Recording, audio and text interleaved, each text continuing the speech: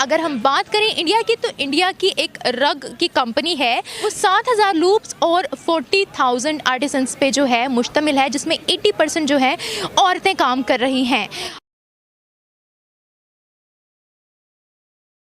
मर्दों को क्या पता, खलील को क्या पता।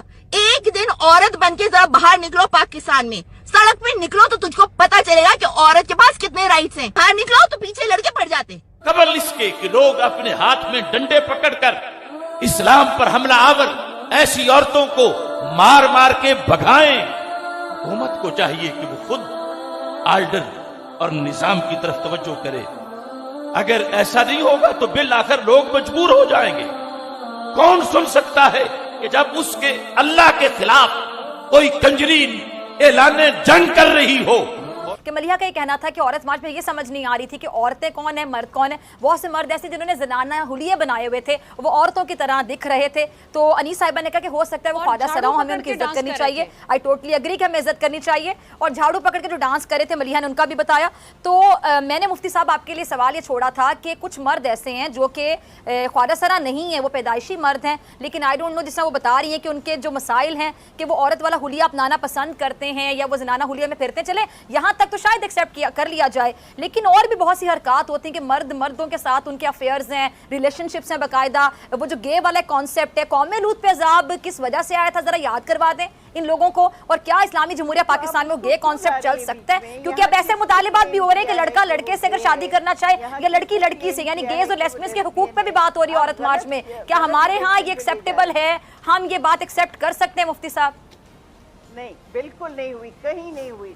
मुझे एक जगह दिखा दें कहीं ये बात। ऐसे मुतालिबात हुए मलिहा, क्या नहीं हुए? गेज और लेस्बियंस के राइट्स के लिए मार्च में लेस्बियंस की बात नहीं हुई जी मुफ्ती साहब, गेज की बात नहीं हुई, क्वेयर की बात होती है। सिंपल ये समझाने की जरा कोशिश कीजिएगा। मैं नहीं समझ पाई इस वाक्य पे आपकी क्या राय है, वो भी मैं आपसे जानना चाहूंगी। और ये बताइएगा, ये जो नारे लगाए जा रहे थे मेरा जिस्म मेरी मर्जी, ये जो अफसोसनाक वाकया पेश आया, इसका मेरा जिस्म मेरी मर्जी और इन नारों से क्या ताल्लुक बनता हुआ आपको दिखाई देता है कोई कनेक्शन? तो ये भांडों की एक नई शक्ल है। ये बदमस्त औरतें जिनसे पूछना पड़ेगा कि ये बाप भाई से कौन सी आज़ादी मांग रही हैं और इनके बाप और भाई कहाँ हैं, और इससे ज़्यादा इनको क्या आज़ादी चाहिए? क्या ये उल्टा रिक्शा चलाना चाहती हैं? क्या ये कराची जाने वाली ट्रेन फैसलाबाद लेकर जाना चाहती हैं? इनको कौन सी गटर खोलना चाहती हैं? मुझे बताइए, कौन सी आज़ादी है जो इनको मैसर नहीं है? और ये आज़ादी का ही मरहून मिन्नत थी कि ये लिबर्टी चौक में खड़े होकर इस तरह नारे लगा रही थी।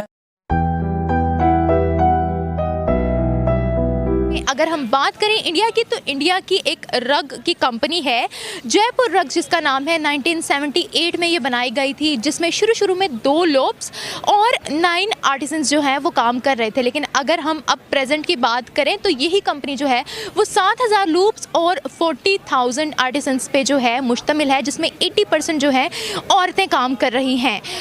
अगर हम पिछले साल 2021 की बात करें तो इस कंपनी ने अपने स्टोर्स चाइना, इटली जैसे ममालिक में खोले और अपना बिजनेस जो है वो इन्हांस किया। और अब जयपुर रग्स जो है वो यूरोपियन कंट्रीज़ और साउथ ईस्ट एशियन कंट्रीज़ में जो है वो अपना बिजनेस बढ़ाना चाह रही हैं। वहाँ पे अपने स्टोर्स, अपनी कंपनी जो है वो लॉन्च करने जा रही हैं। और ये भी क्लेम किया गया है कि जो जयपुर रग्स है वो अगले साल तक 1000 करोड़ रुपए की फर्म जो है वो बन जाएगी। आज हम इसी सिलसिले में जो है पाकिस्तानी अवाम का रिएक्शन रिकॉर्ड करेंगे। और अगर हम इस कंपनी के रेवेन्यू की बात करें तो पिछले साल 500 करोड़ जो था पर ईयर इसका रेवेन्यू था। इस साल 700 करोड़ रुपए का जो रेवेन्यू है वो ये क्लेम कर रहे हैं कि 700 करोड़ रुपए तक के रेवेन्यू तक ये पहुंच जाएंगे और अगले साल जो है 1000 करोड़ की फर्म जो है वो बन जाएंगे। तो चलें पाकिस्तानी अवाम की तरफ बढ़ते हैं और देखते हैं कि पाकिस्तानी अवाम इस पूरे सिनेरियो के बारे में क्या राय रखती है और इसको पाकिस्तान से कैसे कंपेयर करती है। क्या नाम है आपका? काशिफ हबीब। अच्छा काशिफ हबीब, मेरा आपसे सवाल ये है कि इंडिया की एक रग्स की कंपनी है जयपुर रग्स, ठीक है, वो ये क्लेम कर रहे हैं कि अगले साल तक इस कंपनी की मालियत जो होगी वो 1000 करोड़ हो जाएगी, ये 1000 करोड़ की फर्म बन जाएगी अगले साल तक। आप इस बारे में क्या राय रखते हैं? इंडिया की वो कह रहे हैं, बिल्कुल सच कह रहे होंगे, क्योंकि उन्होंने ऑलरेडी बहुत सारी ऐसी कंपनीज बनाई हुई हैं जो 1000 बिलियंस और मिलियंस की हैं कंपनीज। उसकी वजह ये है कि इंडियंस हमारी तरह जो है एक दूसरे की लेग पुलिंग नहीं करते।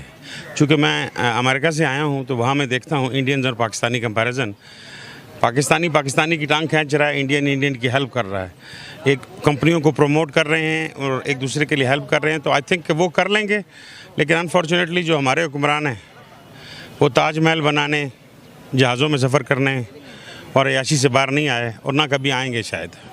अच्छा, हम अगर पिछले साल 2021 की बात करें तो इस कंपनी का रेवेन्यू जो था वो 500 करोड़ था और इस साल उन्होंने कहा है कि 700 करोड़ तक वो पहुंचा देंगे। वो जिस तरह से अपने बिजनेस को बढ़ा रहे हैं, डिफरेंट कंट्रीज़ में अपने जो है कंपनीज खोल रहे हैं, अपने स्टोर्स खोल रहे हैं डिफरेंट कंट्रीज़ में, आपको क्या लगता है जिस हिसाब से वो अपना बिजनेस बढ़ा रहे हैं दूसरे ममालिक में भी, क्या हमें उनसे सीखते हुए इस वक्त काम करने की ज़रूरत है? देखिए जी, हमें सबसे पहले तो अपनी नीयत साफ़ करनी होगी ना। हमें अपने मुल्क के लिए आज तक जितनी भी हम 47 से हमें एक भी सिंसियर लीडर नहीं मिला जिसने मुल्क का सोचा हो। या कोई भी कंपनी जो है ना जी, कंपनी का जो मालिक है प्राइवेट सेक्टर, उसको अनफॉर्चुनेटली गवर्नमेंट नहीं जाने देती। गवर्नमेंट उसको इतनी फ्लेक्सिबिलिटी नहीं देती, उसके ऊपर इतने सारे जो है ना जी वो क्या कह लें टैक्सेस और too many things to take care before they can क्या कहते हैं टेक ऑफ कर सके। तो इंडिया में ये नहीं है, वहाँ पे वो लोग जो हैं गवर्नमेंट भी सपोर्ट करती है, लोग सिंसियर हैं, गवर्नमेंट सिंसियर है अपनी कंट्री के साथ। कहने को हम उन्हें हिंदू कहते हैं और हम बड़े बनते हैं कि जी हम मुसलमान हैं, लेकिन अनफॉर्चुनेटली ना हम अपने रिलीजन के लिए कुछ कर पा रहे हैं, ना अपने कंट्री के लिए कुछ कर पा रहे हैं। अच्छा, अगर हम पेंडेमिक की बात करें, ठीक है, अगर हम पिछले साल की बात करें, पेंडेमिक की बात करें, तो उन्होंने पेंडेमिक के रहते हुए 32 स्क्वायर फीट ऑफ जो रग्स हैं उसको उन्होंने उसकी प्रोडक्शन की है, ठीक है। उसके अलावा 40% अपनी इसी कंपनी में उन्होंने ग्रोथ भी शो किया पेंडेमिक में रहते हुए, ठीक है। जिस हिसाब से वो लोग आगे बढ़े हैं, क्या पाकिस्तान और इंडिया का कंपैरिजन हो सकता है इस वक्त? नहीं, पाकिस्तान और इंडिया का कंपैरिजन किसी भी चीज़ में नहीं है जी। ये सिर्फ हमारी गलतफहमी है कि हम इंडिया के साथ कंपैरिजन कर रहे हैं। सिर्फ एक चीज़ में कंपैरिजन है कि अगर हम आइटम बम उनको मार दें तो शायद, मेरा नहीं ख्याल कि वो भी अब हमारे पास है, शायद उसमें कंपैरिजन है। बाकी अगर आप कह लो स्पोर्ट्स में भी कोई कंपैरिजन नहीं है, बिज़नेस में कोई कंपैरिजन नहीं है, फ़ौज में कोई कंपैरिजन नहीं है। हमारे जो है हम सिर्फ बातें कर रहे हैं, दे आर रियलिटी। नहीं, मगर हमारी फ़ौज तो बहुत अच्छी है। नहीं, फ़ौज हमारी अच्छी है जी। मेनली क्या करना चाहिए, आज आप मुझे बताएं पाकिस्तान में कौन सा ऐसा बिज़नेस है जो फ़ौज का नहीं है?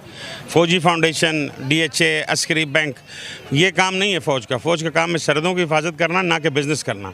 फ़ौज बिज़नेस में लगी हुई है। अच्छा, मुझे ये बताएं, अगर हम 1978 में जिस वक्त ये कंपनी बनी थी उस वक्त सिर्फ 2 लूप्स और 9 आर्टिसंस जो थे वो इस कंपनी के पास थे। अगर हम अब प्रेजेंट की बात करें तो 7000 लूप्स और 40,000 आर्टिसंस पे जो है ये कंपनी मुश्तमिल है। जिस हिसाब से वो अपनी पुरानी कंपनियों पर भी फोकस कर रहे हैं, उन बिज़नेस बढ़ा रहे हैं, आप उस हिसाब से क्या देखते हैं कि हम कहाँ हैं इस वक्त? नहीं, हम तो कहीं भी नहीं है जी, हम सिर्फ करप्शन कर रहे हैं। मेरा नहीं ख्याल कि हम जो है इस टाइम अपने मुल्क के लिए, जैसे मैंने आपको कहा जी, कोई सिंसियर बंदा नहीं है। आपको सिंसियर लीडरशिप चाहिए, सिंसियर गवर्नमेंट सपोर्ट चाहिए, जो कि हमारे पास अनफॉर्चुनेटली नहीं है।